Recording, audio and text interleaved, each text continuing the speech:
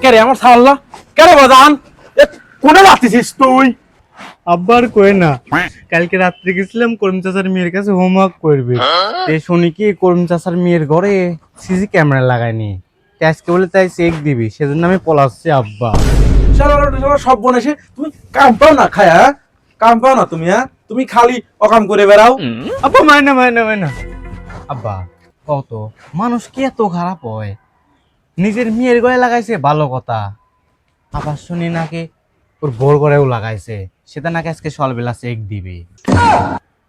কোষ কি রে বাবা, তুই একা একা ব্যাগ ব্যাগগুলি করে যাচ্ছিস, আর একটা ব্যাগ গুছালি আমার জন্য। চল তুই বাপ বেটাই পড়ায় তাড়াতাড়ি।